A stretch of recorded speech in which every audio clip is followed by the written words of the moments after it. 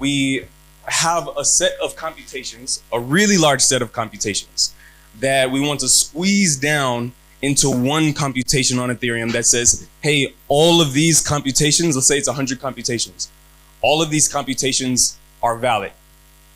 And if this proof verifies that they're valid, then cryptographically, mathematically, I am telling the truth with low probability of error, right? The scheme that Starkware uses for this is called the FRI protocol. It stands for the Fast Reed-Solomon Interactive Oracle Proof of Proximity. And all that means is something like this. If you were to take a message, let's say this message is just the numbers 1, 0, and 3. It could be some ASCII characters. It could be like a message. It could be computations, like a bunch of transactions. This could be anything. And typically it's way longer than 3 values. It's a lot of information here. But what you're going to do is take these values. You take something called roots of unity, which we'll get into in the presentation. But you essentially evaluate them on a polynomial that is of a degree 1 minus the length of the string, right? So we have a length of 3, then we'll be interpolating over a polynomial of degree 2, okay? So our polynomial, the order of our polynomial is going to be 2, right? And any polynomial of order 2 is going to start with x squared, which is going to give us that nice parabola, right? So what we can do is take this value and then create a function, let's say f of x, and say 1, we'll interpolate it at 1 times x squared. We'll add 0 times x, and we'll add 3. And what this gives us is a pretty neat graph of, so you have 1, 2, 3, x squared plus 3. So if this is the y-axis here, then we have something like that, right? And then it goes up in that direction. I probably should have written this in the middle so that you see the whole parabola. But this is how you encode information into a polynomial, right? This is the basis of FRI. What we do with this information is keep it secret. We don't necessarily want people to know what this 103 message is, right? In some cases, it's strictly for scalability, right? It doesn't matter if I have a Starknet transaction and then everybody on Ethereum ends up knowing. It doesn't really matter.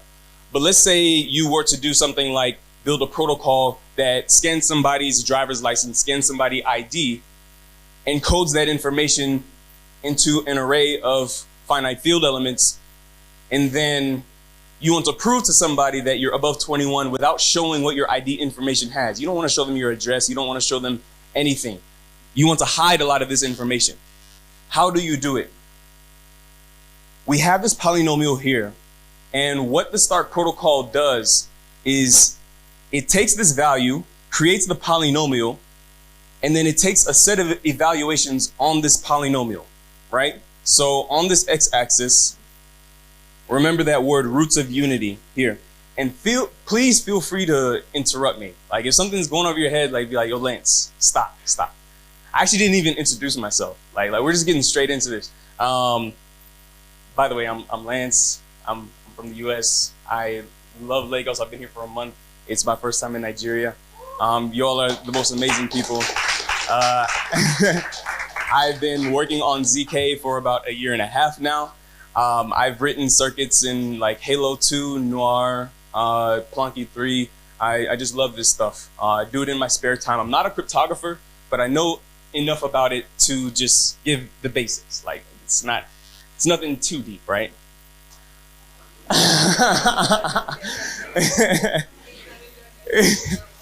Okay, so but no, seriously, feel free to interject at any time. Like I'm not gonna get insulted or anything. So what you do, remember that roots of unity word that we said in the beginning. Roots of unity are a phenomena where you take this finite field, right? Let's say we have the numbers 1, 2, 3, 4. You could draw a line because it's a different subject. 1, 2, 3, 4. Right? And what we want to do is create a field out of this. So Starkware, they use a finite field of 2 to the 252 bits, which is more than the number of atoms in the universe.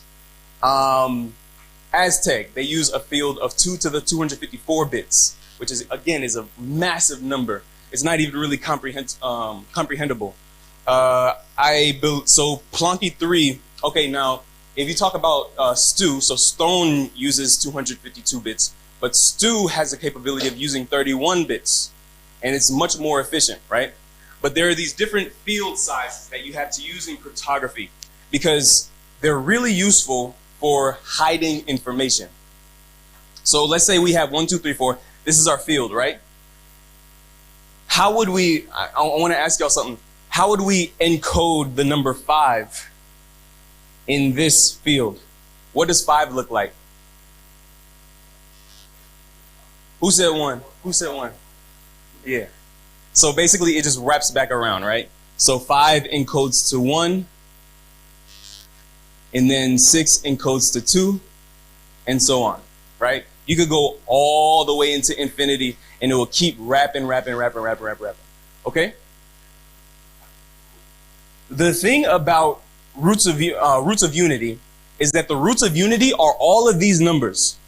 5, 1, 5, let's say, what was it? 8? Wait, hold on. 9, thank you. 9, like all of the ones that equal 1, right? You have them theoretically at different values on the x-axis, but they're all evaluating to 1 in the finite field, right? So let's say we have 1, 5, 9 here. Rather than doing the traditional x-axis, like 1, 2, 3, 4, 5, we're just doing these roots of unity, right? And then what happens is that you make it really easy to evaluate the polynomial here, here, and here. Because all you're doing is just plugging 1 into the equation, right? So rather than doing 2, if we were to do 2, then we have to compute 2 times 2, which is 4, plus 3, which is 7. But if you do 1, you know that 1 times 1 is just 1, okay? So making it so that all of these numbers ultimately equal 1 makes it so that when you have a huge degree polynomial, the computation is much easier, right? And this is how we hide things. Because if I encode this information, 103, into this polynomial, and then create it into some type of graph that we can use over a finite field, extend it a little bit, which is what we're going to use a Reed-Solomon code word for. We extend it a little bit, give it some points, like these points, like for example, extending it out here is going to go all the way up to, whatever high number is all the way up there. But the name of the game is taking this message, putting it into a polynomial, evaluating it over a certain amount of points, and all the verifier has to do, right? I'm the prover. I want to hide this information. I want to hide the 103. I'm the only one that knows this polynomial, this particular polynomial. And I don't want anybody to know what this is. All the verifier has to do is spit out some random numbers. Say, hey, does the polynomial actually evaluate on this value in the x coordinate? Yes? Okay, cool. Let's try again. Does it evaluate on this random value? You just keep throwing random values at it until they break or all of the polynomial evaluations pass.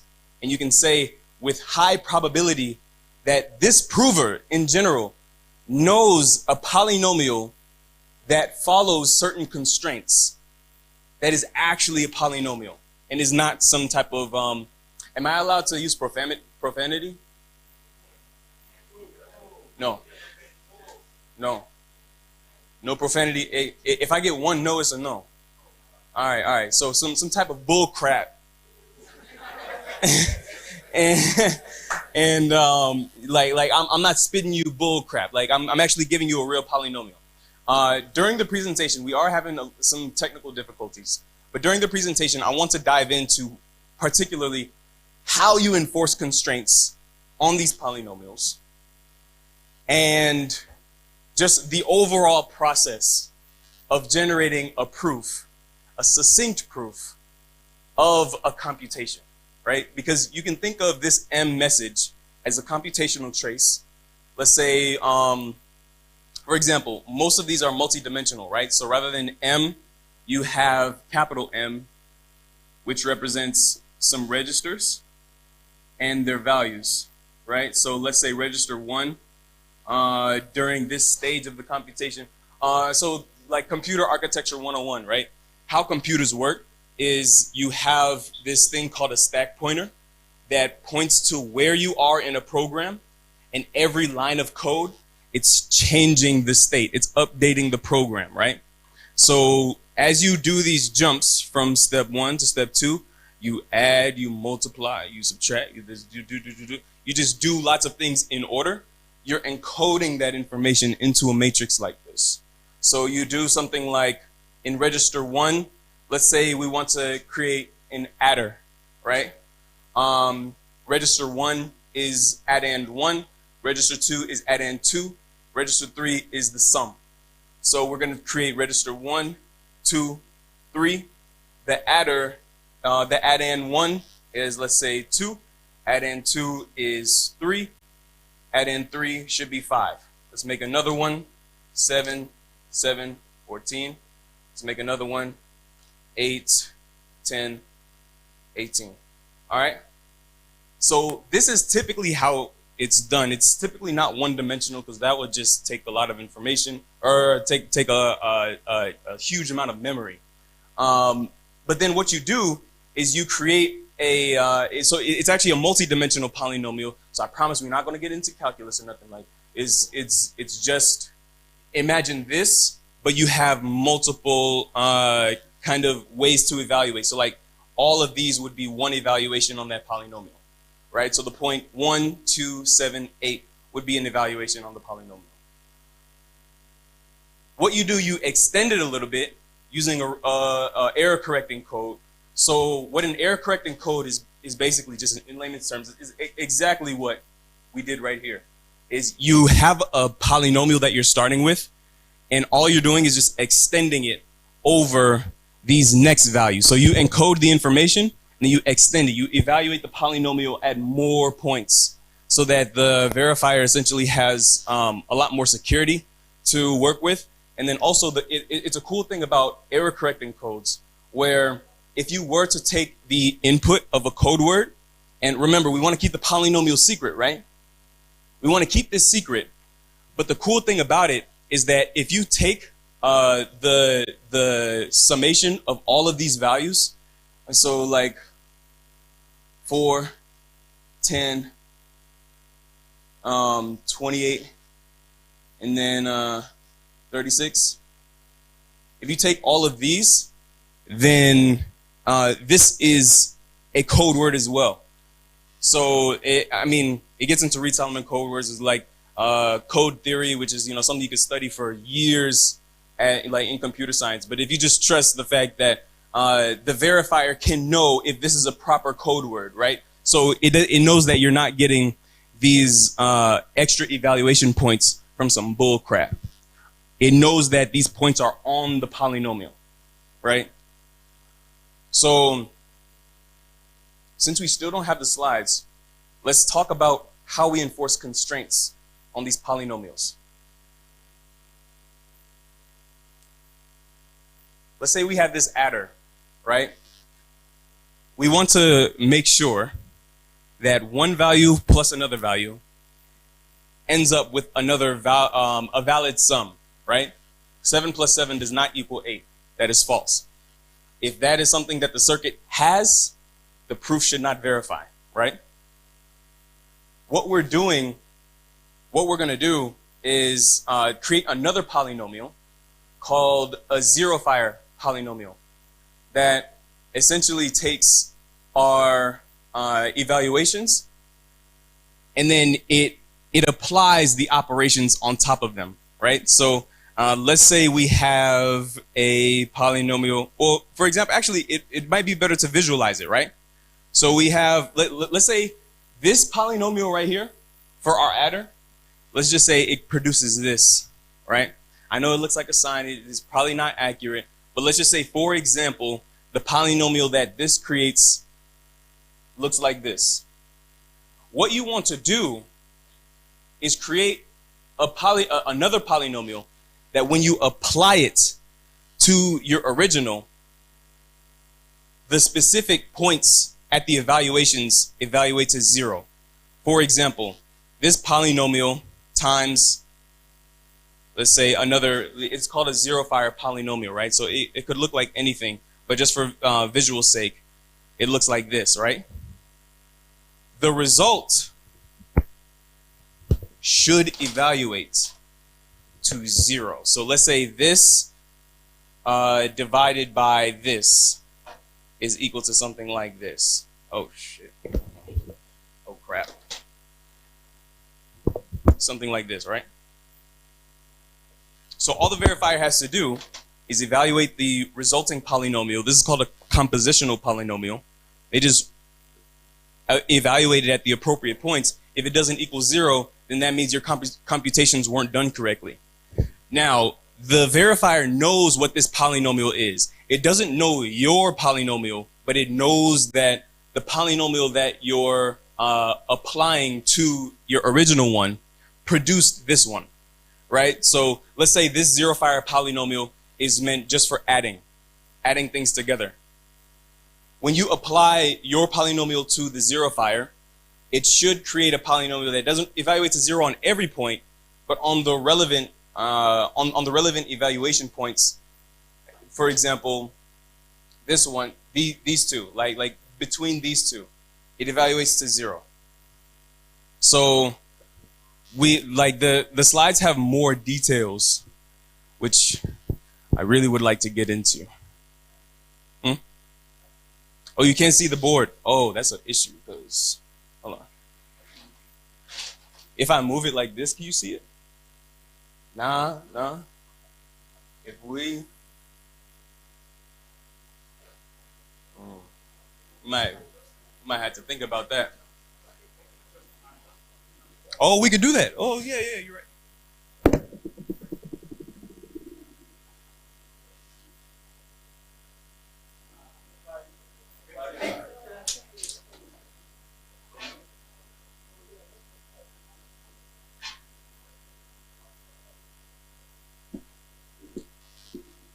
Does anybody know what time we started?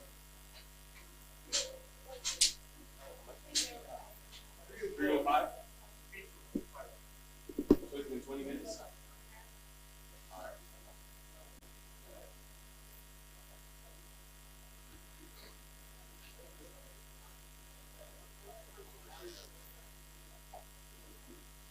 Thank you, man. Okay, yes, question, please.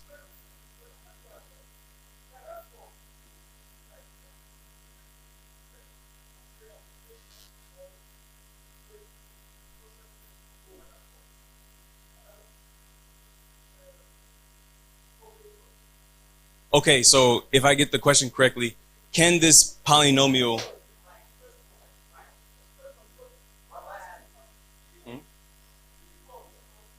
Yeah.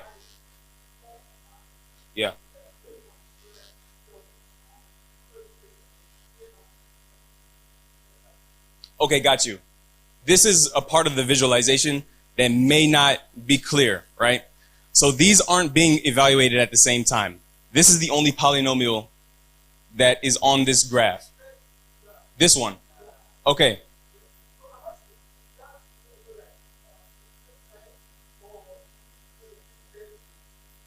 Oh, yeah. So eventually, it actually never reaches a straight line. So it keeps bending and then approaches a straight line, but it doesn't actually get there. It's called an asymptote, where this is going to keep going in this direction, infinite. Like it's going to keep going this way forever, right? So no, it doesn't bend back or anything. So you can think about, like, remember we were talking about the extensions? You can go all the way back to the end of your field to, I forgot the actual number, but let's say 2 billion, right? You can evaluate this polynomial at the point 2 billion, and it'll evaluate at a valid point on the polynomial, right? As long as it's within the finite field, right? Because if you were to use the 1, 2, 3, 4 finite field here, then this point 5 would evaluate back to 1. So that's why we use finite fields. But the codes, the error correcting codes are meant to extend the evaluations up to a value closer to the edge of the finite field. But every polynomial you're going to have is going to have ultimate, like mostly infinite x evaluations, because you're just using okay, cool.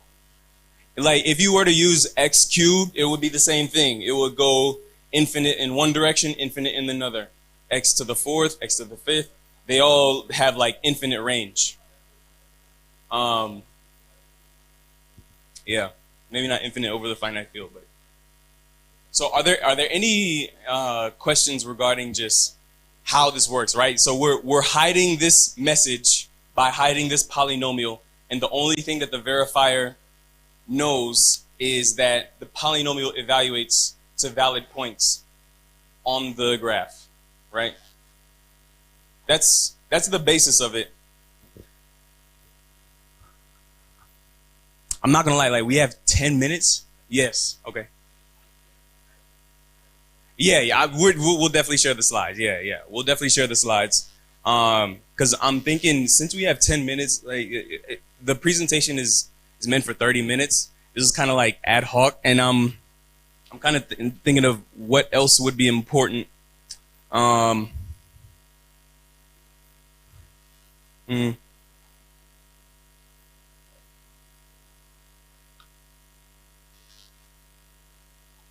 Yeah, this is the core of it.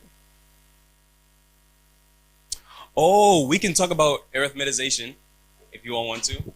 That might be fun. Okay, so let's talk about it's this thing called rank 1 constraint system. So the arithmetization that Starknet uses is called AIR, algebraic intermediate representation. But R1CS, I feel like, is a lot more fun and intuitive, and I like talking about it more. R1CS is what CIRCOM uses. So if any of you all have used CIRCOM, the reason why you can only do additions and multiplications is because of this R1CS system, right? So you have any type of equation that you say, for example, let's take the same one. Y is equal to x squared plus 0x plus 3. You put y at the root of the tree, and then you have, okay, so we have x squared plus 3 basically. So we have a plus operation that goes in this direction, and then 3 right here. And then we have a multiplication here. And then we have x times x. So this is what R1CS looks like. And what you can do is take the values that are supposed to be at these kind of like nodes, and then encode them into a polynomial, or encode them into a matrix. So let's label this as weight 1. Let's label this one as weight 2. Let's label this one as weight 3. Let's label this one as weight 4. And then let's label this one as weight 5. So what we're going to do is put it into a table. Weight 1, weight 2, weight 3, weight 4, weight 5.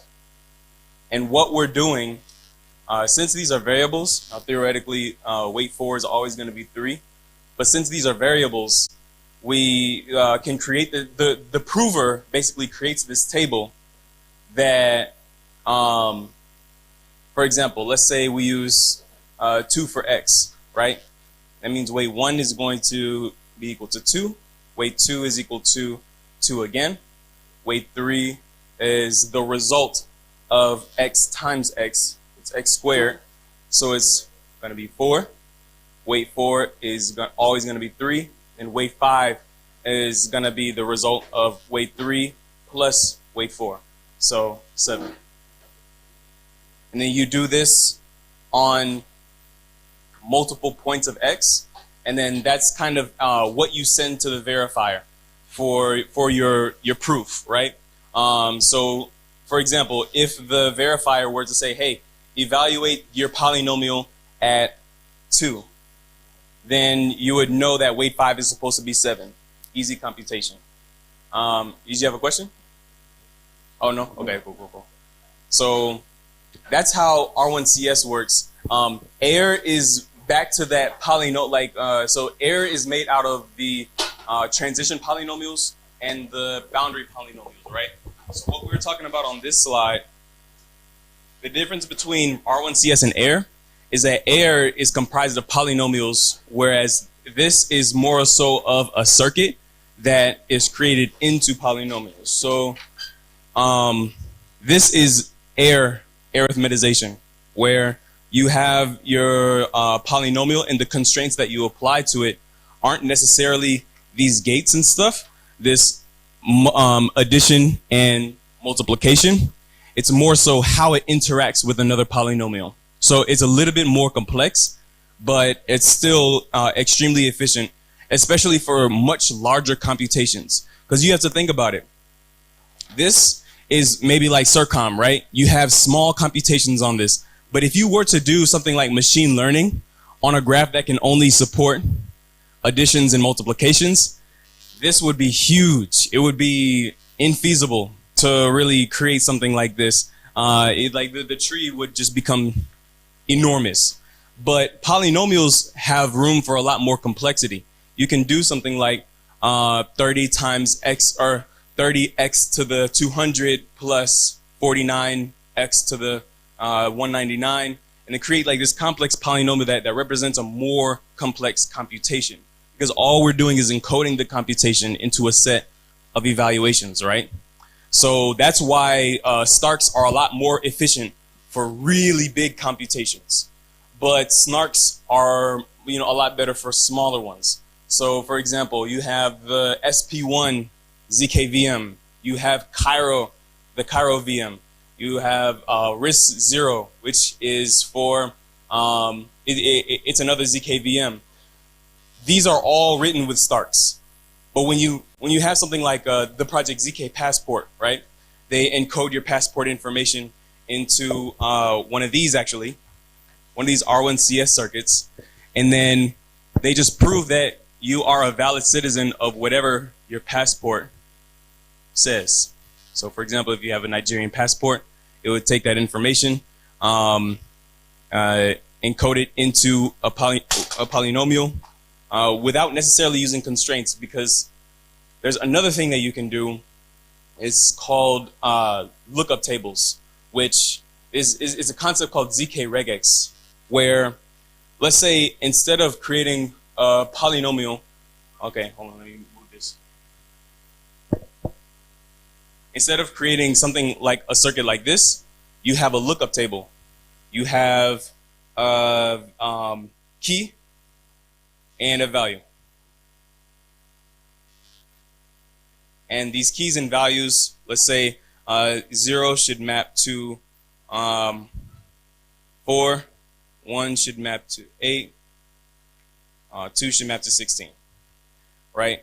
And then what you do is in ZK regex, maybe this would be a regular expression. So this would be the letter A, like maybe 3 is the ASCII representation of A, which, I mean, I don't know it off the top of my head, but it'll probably be like,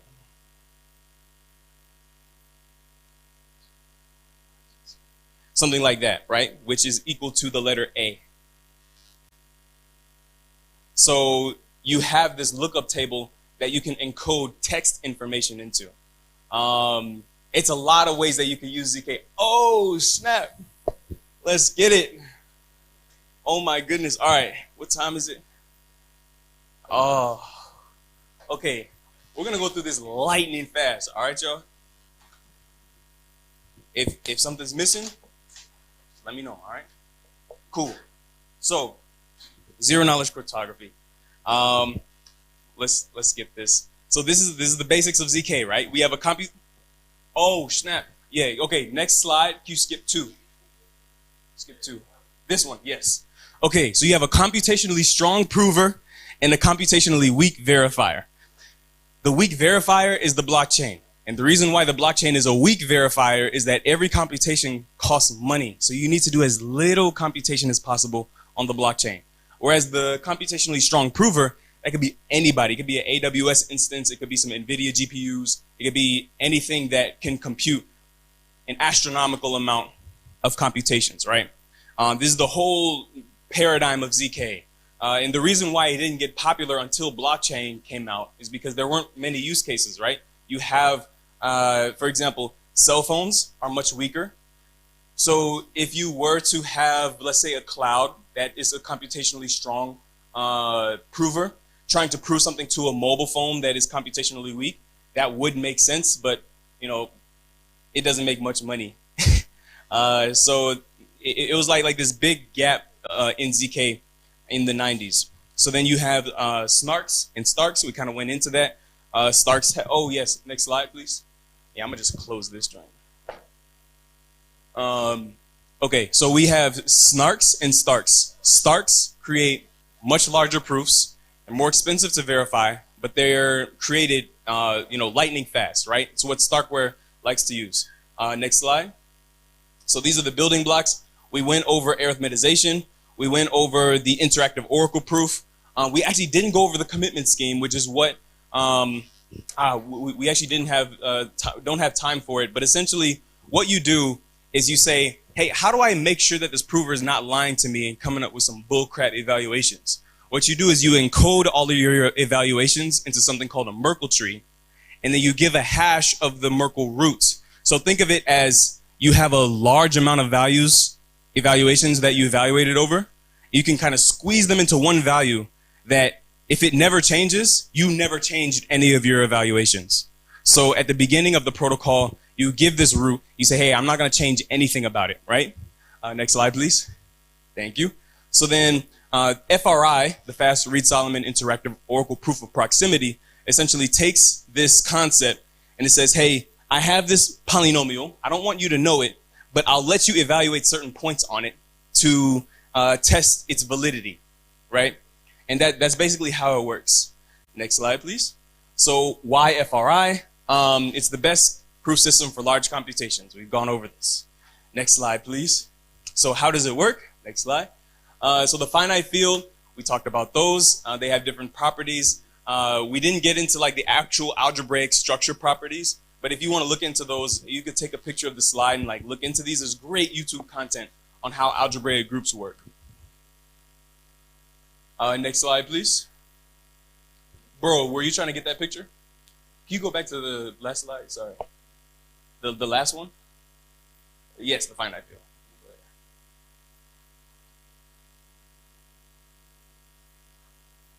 Cool. Good? Cool. Next slide, please. So then error correcting codes. It's the same thing that we were talking about here, right? You evaluate the polynomial and then just extend it over more points. That's what the error correcting code is doing. You have this symbol, which is the evaluation, and you extend it over the polynomial to create more points, just to decrease the probability of error, right? Next slide, please. So why polynomials? Not only do they enable us to be a lot more flexible with our constraints, but when you're doing interpolation over a set of points, the degree of those points, what we talked about here, is -1 the length. So we have a message of length 3, we have a polynomial of length 2. If you go to the next slide, please. The reason why it's useful is that if you were to try to fake one of these polynomials, what happens is that if you change one of the values just a little bit, you end up with a degree higher than what you began with. So this is just a Python script where we have the original points evaluating to, or the original x coordinates at 0, 1, 2, 3, 4, the original y at 1, 2, 4, 8, 16. And then what we do is we add just a tiny value, 0.01, to the, one of the y values. And what happens is that the original polynomial has a degree of 4, but the resulting polynomial after that tiny little change has a degree of 5. So instantly the verifier would know that your polynomial is no longer valid, right? Next slide, please. Wait, hold on, wait, can we go back to the last slide? Is this back to the last slide, I'm sorry? Is this clear? Who said no? Okay, is it like, I wish we had more time. Yes.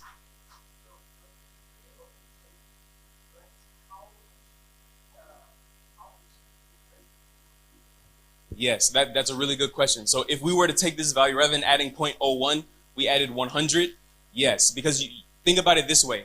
In order for the polynomial to fit the points, let's say we misinterpreted this one all the way down here. This point goes down here. Now we have a polynomial that looks like that. All right? And it's sloppy. It's sloppy. It's high degree, super high degree. And the verifier is like, bro, no, it's not going to slide.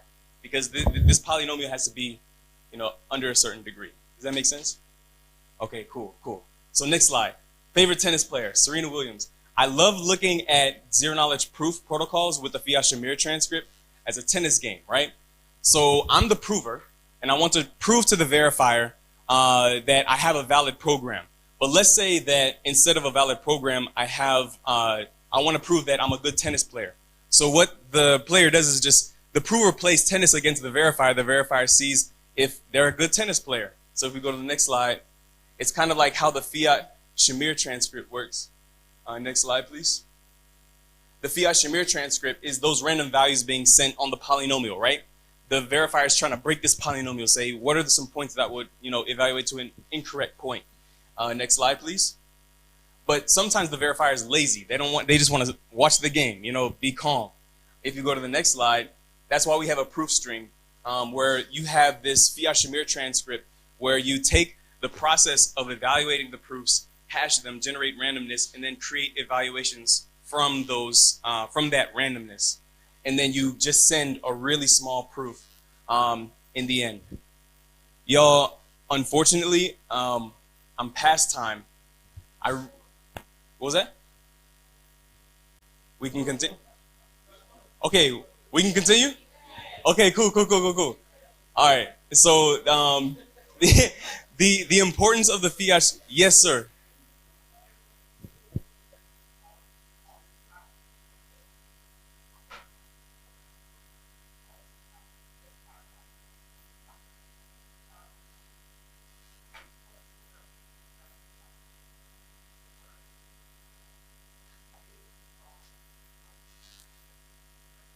Yes.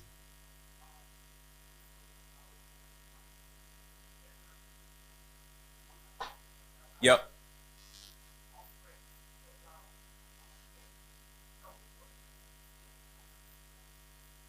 You definitely can. There's a paper on it, I think it's called Breakdown, that basically takes FRI, multiple FRI instances, and then generates one proof out of them. So you take your proof, then you verify that that proof was valid, you prove that that verification was valid, and then you just keep going recursively. So you end up with a proof that is of the size of one proof, but you have in that proof you represent computations that are of much larger scale. Folding in recursion is more relevant to SNARKs versus STARKS, because if you think about the computational overhead of STARKS is you have one Merkle root no matter what. So it doesn't matter if Starknet has 1,000,000 transactions or if they have 100 transactions. That Merkle root is going to stay the same size. So for them, recursion, like, is the reason why Starknet doesn't use recursion now, because it's not really that much of an advantage. It's possible. It's not that much. It doesn't pose as much of an advantage. Versus SNARKs that use elliptic curves, they essentially have an overhead of elliptic curve like pairing evaluations. So the larger their computation, the larger the proof. So they have an incentive to use recursion.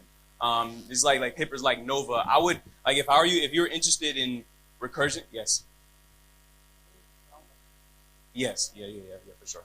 So if you were interested in recursion, then you would likely look into things like Nova and SNARKs. Y'all, unfortunately, I do have to wrap up, but I had a great time. Yes, I'm going to send the slides out for sure. Maybe we have. Yeah, I'm sure Kelvin would be able to handle that. Which one? Social media. Yeah. Actually, my social media is not on this. It's not on this. I'll just write it down. I'm on Twitter at Lance Nunce. And then Lance Nunce, it's just one of those things. Yeah. Huh? Oh yeah, there we go. Oh, I did have my socials on this. Okay. I meant to change that. Oops. Cool. Thank you. Yeah, wait. We have one more question. My guy.